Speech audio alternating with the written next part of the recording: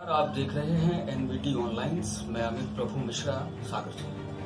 आज हमारे साथ मौजूद है राजेश मलैया जी, जो जिला अध्यक्ष हैं, मध्य प्रदेश अध्यक्ष हैं और राष्ट्रीय जिम्मेदारियां भी खाद्य बीज संघ की इनके पास हैं। तो हम सीधे इनसे जुड़ते हैं और बात करते हैं कि कहाँ क्राइसिस है, क्यों समस्या आ रही है, क्यों किसान परेशान है। जहां एक तरफ जिला प्रशासन कह रहा है कि हमारे पास पर्याप्त खाद मौजूद है, दूसरी तरफ किसान सड़कों पर है। तो हम कारण जानेंगे, वैसे क्या कारण है। एक तरफ तो प्रशासन कह रहा है हमारे पास पूरा खाद मौजूद है, दूसरी तरफ किसान सड़कों पर है, कतारें तोड़ के वाहनों को कतार में लगाने को तैयार है। इसके लिए दो चीजें जिम्मेदार हैं। एक तो ये कि पिछले करीब 4-5 महीने में खाद की आवक बहुत कम हुई है। उसके अनेक कारण हैं। कुछ पॉलिसी पैरालिसिस सेंट्रल गवर्नमेंट की, कुछ दोषपूर्ण नीतियां जो वितरण नीतियां हैं मध्य प्रदेश सरकार की, वो जो अभी पिछले 4 महीने से शासन ने लागू की है। दूसरा ये कि एकदम से बारिश हो जाने से बहुत सी जमीन अभी बोनी योग्य हो गई एकदम एक साथ, जो नॉर्मली रबी में नहीं होता था। रबी सीजन में धीरे धीरे फर्टिलाइजर की जरूरत आती थी। जो स्टॉक पहले से रहता था उसके आधार पर लोगों को खाद निरंतर उपलब्ध रहती थी। लगभग हर विक्रेता के पास खाद होती थी, तो हर जगह सेंटर पे खाद मिल जाती थी आराम से, और उसकी वजह से ऐसी कोई क्राइसिस या परेशानी किसानों को नहीं होती थी। अभी जो नया डेवलपमेंट हुआ है, जिसकी वजह से मध्य प्रदेश में ये समस्या दिख रही है, उसका कारण ये है कि मध्य प्रदेश शासन ने जून के महीने में एक आदेश जारी किया जो पहले नहीं था, और उसमें ये कहा गया कि 75% DAP खाद सोसाइटियों के माध्यम या मार्केटिंग फेडरेशन के माध्यम से बेचा जाएगा, जबकि सिर्फ 25% खाद ही निजी विक्रेताओं को दिया जाएगा। मैं आपको बताना चाहता हूँ, निजी विक्रेताओं को मध्य प्रदेश में बहुत बड़ा नेटवर्क है। करीब हर जिले में और जिले के हर कोने में निजी विक्रेता कार्यरत रहते हैं, जो 24 घंटे किसान की सेवा में रत रहते हैं। इनके माध्यम से किसान को आसानी से अपनी ही जगह पे खाद उपलब्ध हो जाता था। लेकिन जब नया ये अध्यादेश आया तो इसमें क्या हुआ कि 80% या 75% खाद जब शासन ने ये कहा कि मार्केटिंग फेडरेशन और सोसाइटीज के माध्यम से वितरण होगा, तो उसमें समस्या यहाँ उत्पन्न हो गई कि दरअसल मार्केटिंग सोसाइटीज में मात्र 40% किसान ऐसे हैं जो उसके मेंबर हैं, और उसमें से आधे से ज्यादा किसान डिफॉल्टर हैं, और सोसाइटी सिर्फ उनको ऋण के रूप में खाद बांट सकती थी जो कि डिफॉल्टर नहीं है। तो वस्तुतः सिर्फ 20 से 25% किसानों को ही सोसाइटियां खाद बांट सकती थी, लेकिन शासन ने उनके लिए 75 से 80% खाद रिजर्व कर दिया।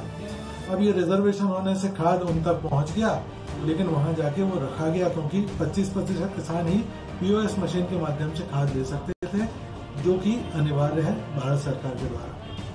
तो कहीं न कहीं सरकार जिम्मेदार है इस क्राइसिस के लिए। मैं ऐसा मानता हूं कि सरकार का जो ये दोषपूर्ण आदेश है ये जिम्मेदार है। यदि सरकार इस आदेश को, जैसा हम लोगों ने मांग की थी, समय रहते वापस लेके और इसको ओपन रखती जैसे पहले पूर्व में रहा है, तो मेरे ख्याल से कंपनियां भरपूर खाद ला सकती थी मध्य प्रदेश में, जैसा कि अन्य राज्यों में पर्याप्त खाद उपलब्ध है।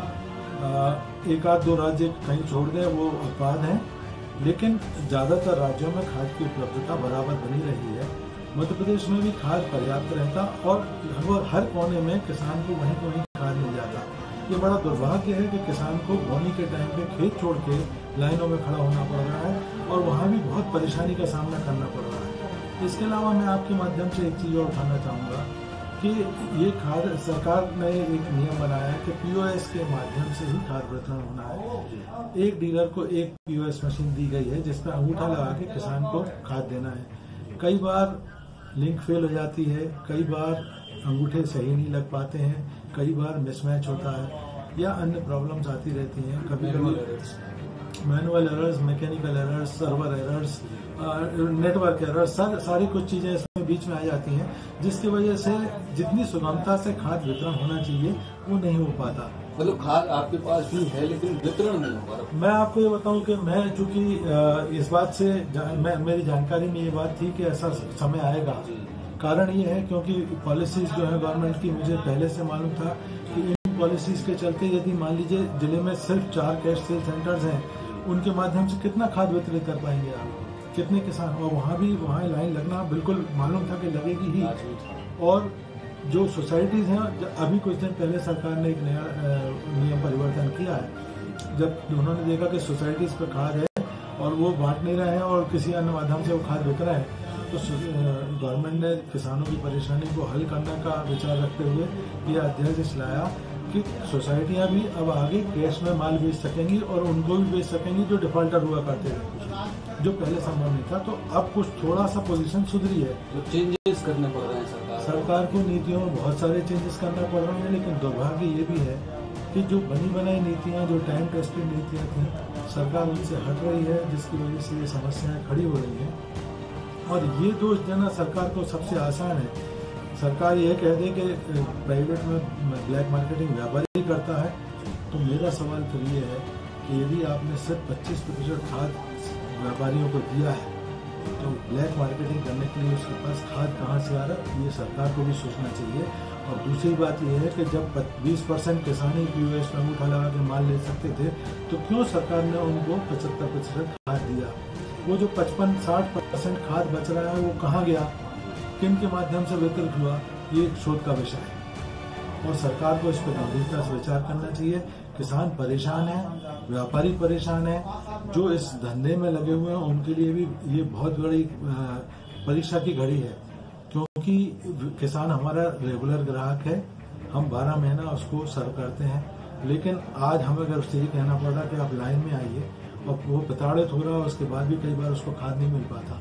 हमारा जो रेगुलर ग्राहक है, जो रोज हमसे माल लेता है, उसके साथ हम जो व्यवहार अभी कर रहे हैं, क्योंकि ये लाइन और भीड़ तंत्र में हमको भी अपनी सुरक्षा देखना है, तो उसके चलते जो आंतरिक कष्ट हमको हो रहा है और व्यापार को हो रहा है, क्योंकि प्राइवेट ट्रेड ना तो साहब किसी से सब्सिडी पे चलता है, ना उसकी क्षतिपूर्ति सरकार करती है। आज हम लोगों की जो स्थिति है वो ट्रेड खतरे में है, क्योंकि 20% हमने जो प्लानिंग की थी साल के पहले, जो हमने अपने रिसोर्सेज बनाए थे, मैन पावर के, गोडाउन के, ट्रांसपोर्टेशन के, वो 100% के हिसाब से बनाए थे।